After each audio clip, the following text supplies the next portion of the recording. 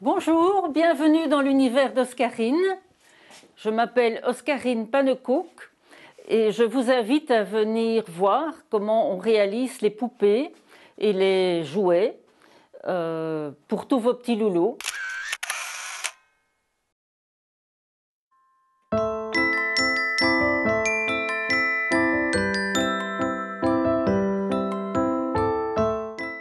Il y a une vingtaine d'années, mon plus jeune fils était dans une école Steiner où les enfants reçoivent ce genre de jouets et ça m'a intriguée.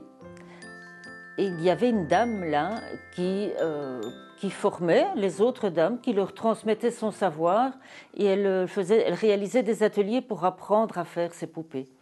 Donc je me suis inscrite et ça m'a directement plu. J'ai directement compris pourquoi on faisait ce genre de poupée, que ça avait une raison bien claire. Et je m'y suis mis et j'ai été passionnée très très vite. Par après, quelques années plus tard, je suis devenue professeure de travaux manuels dans une école Steiner et j'ai eu l'occasion de réaliser des plus petites poupées avec les enfants de l'école. Pour réaliser toutes ces belles poupées, nous employons uniquement de la matière naturelle, donc de la laine de mouton qui a été lavée et peignée sans aucun additif.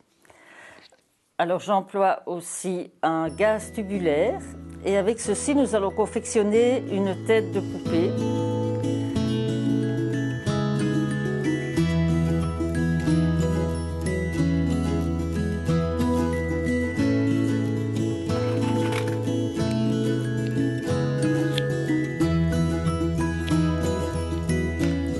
Je vais dynamiser cette laine. En fait, la dynamiser, c'est simplement l'ouvrir pour que les fibres puissent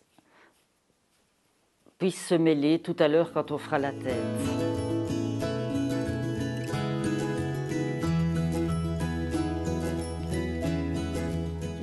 On va rentrer la laine dans le tube.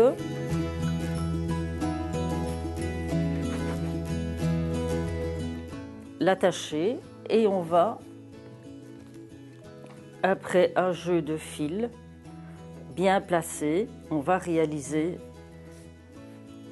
le dessous de la tête de poupée. On va la recouvrir d'un tissu jersey couleur peau. C'est un tissu bio. Voilà, ça existe en noir, en brun, dans toutes les couleurs de peau. Et on va obtenir ceci. Après ça, on pourra creuser les yeux. Les têtes sont bien entendu en proportion avec la grandeur du corps. Cette tête-ci va servir pour réaliser un bébé millet comme celui-là. Cette poupée est remplie de millet. Le millet étant une céréale apaisante, autant quand on la mange que quand on la manipule. C'est une poupée bien adaptée pour les enfants qui ont un sommeil difficile. On ne donne pas la même poupée à un bébé qui vient de naître ou à une petite fille de 6 ans. Donc il y a environ 3 ou 4 sortes de doudous pour les bébés qui sont de plus en plus élaborés. Et il y a aussi toute une série de poupées de plus en plus élaborées pour les petites filles ou les petits garçons. Je vais rentrer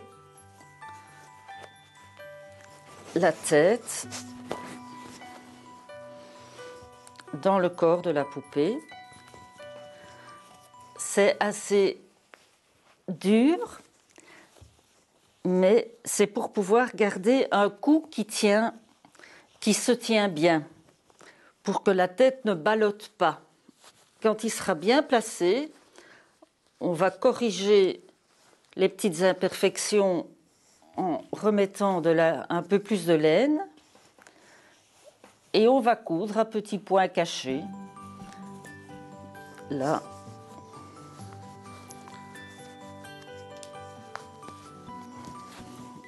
La tête dans le corps.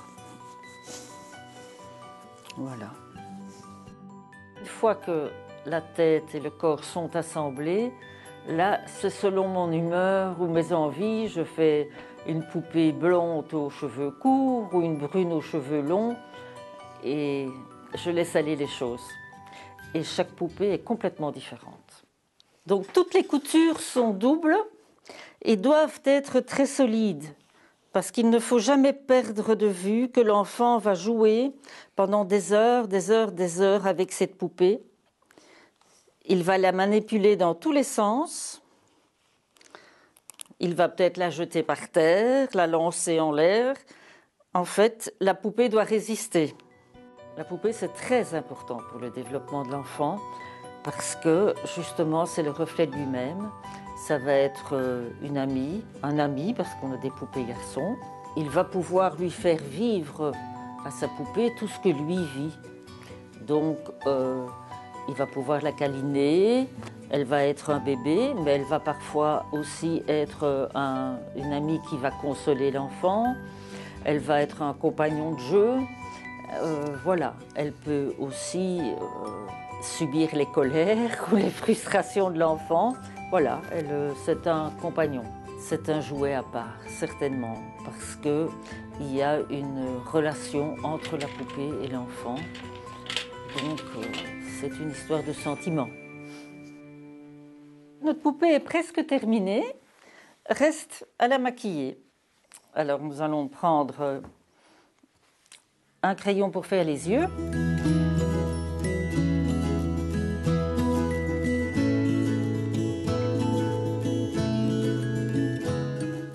Voilà, 2 grands yeux bleus. On peut aussi les broder si on le désire. Maintenant, le nez et la bouche. Ce ne sont pas des poupées très réalistes. Leur expression est suggérée. Ça, c'est vraiment voulu. Parce que comme la poupée est le reflet de l'enfant, elle doit pouvoir avoir des expressions différentes selon l'état d'esprit de l'enfant.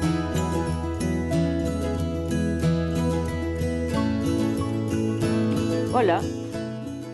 Il suffira de rajouter encore quelques petits cheveux ici pour lui donner un air un petit peu plus joyeux.